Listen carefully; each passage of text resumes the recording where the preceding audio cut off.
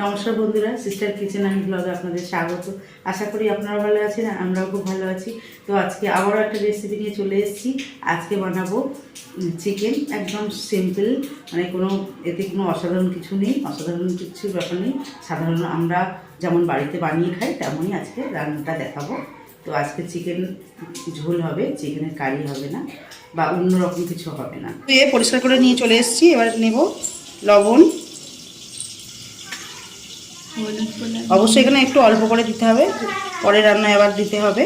তো এখানে পরিমাণ যতটা লাগবে তার থেকে অল্প করে দিতে হবে। এবার হলুদ ভালো করে মেখে নেব।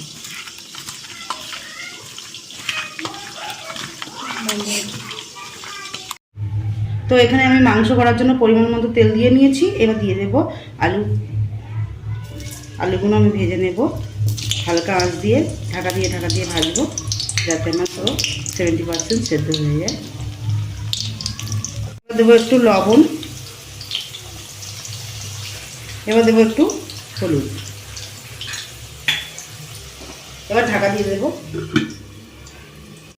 তো আমি এবার ঢাকাটা খুলে নেব। এবার তুলে নেব, ভাজা হয়ে গেছে।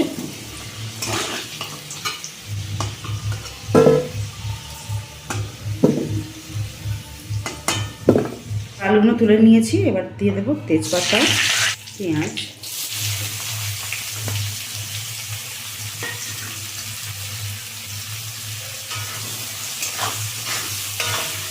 এবার দিয়ে দেবো কাঁচা লঙ্কা। এখানে আমি 5টা কাঁচা লঙ্কা নিয়ে নিয়েছি। যে যেমন ঝালটা যে যেমন খাবে তেমন দেবে।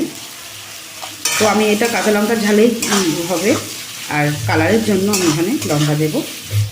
তো মাংসে আমার লবণ মাখানো আছে, তার জন্য পরিমাণ মতো আমি আবার এখন লবণ দেবো।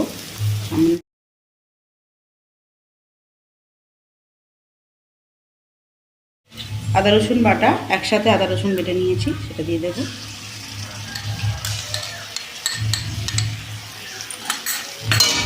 এটা ভালো করে ভেজে নেব।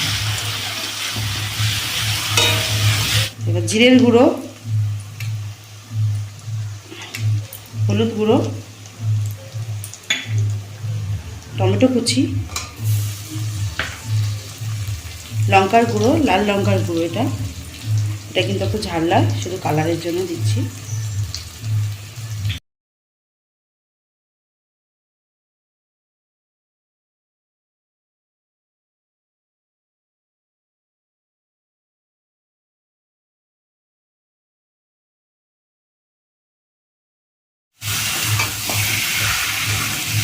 তো এখানে আমি একটু নাড়াচাড়া করে নিচ্ছি। এবার এখানে যে মশলা ধোয়া জলটা ছিল সেটা আমি দিয়ে দেবো।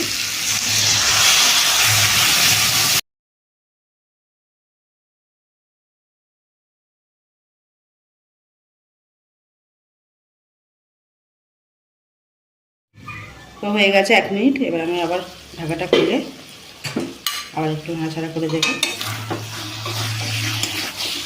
ঢাকা দিয়ে রাখবো, আবার 1 মিনিট মতো ঢাকা দিয়ে। তো আবার 1 মিনিট হয়ে গেছে, আবারও একটু নাড়াচাড়া করে দেবো। দেখতে পাচ্ছেন পুরো একদম জলটা একটু বেরিয়েছে। তো এই জলেতেই আমার মাংস 60% মতো সেদ্ধ হয়ে যাবে। তো আবার 1 মিনিট হয়ে গেছে। দেখতেই পাচ্ছেন পুরো উপর দিয়ে কিন্তু তেল ছেড়ে দিয়েছে, একদম উপরে তেল ভাসছে। তো আমার পুরো কষাটা রেডি হয়ে গেছে। একটু জোরে দিয়ে আমি আবার একটু নাড়াচাড়া করে নেব। এবার দিয়ে দেবো একটুতে সামান্য একটু চিনি,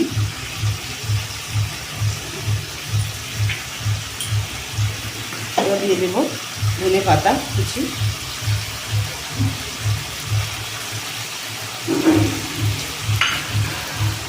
দিয়ে আবার একটু নাড়তে থাকবো।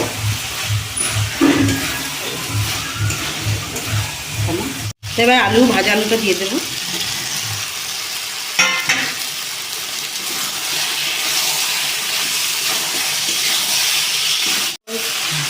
ভালো করে এবার একটু মিক্স করে নেবো, এর সাথে নাড়াচাড়া করে নেবো।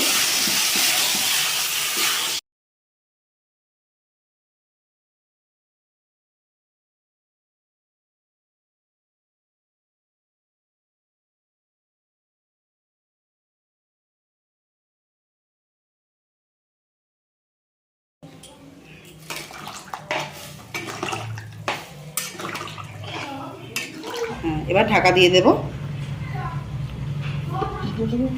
তো এটা আমার পুরো এটা হতে দেব, এখন কিছুক্ষণ হবে। তো আমার পুরো রেডি হয়ে গেছে, আর একটু ঠান্ডা করে নিয়েছি, সামান্য একটু ঠান্ডা হয়ে গেছে। তো এই ঠান্ডা হওয়ার পরে দেখুন কালারটা জাস্ট অসাধারণ, এতেই ক্রাশ খেয়ে যাবে যে কোনো লোক দেখলেই। তো ভালো, তো এবার নামিয়ে নেব। তো দেখলেন একদম ঘরোয়া পদ্ধতিতে, একদম কোনো কিছু এক্সট্রা কিছু নেই, সাধারণ যেমন রান্না হয় তেমন করেছি। তো অবশ্যই এরকম বাড়িতে বানিয়ে খাবেন। ততক্ষণের জন্য ভালো থাকবেন, সুস্থ থাকবেন, আর ভালো লাগলে অবশ্যই লাইক দেবেন, কমেন্ট করে বলবেন কেমন হয়েছে। আর এরকম রেসিপি পেতে হলে অবশ্যই চ্যানেলটা সাবস্ক্রাইব করতে ভুলবেন না।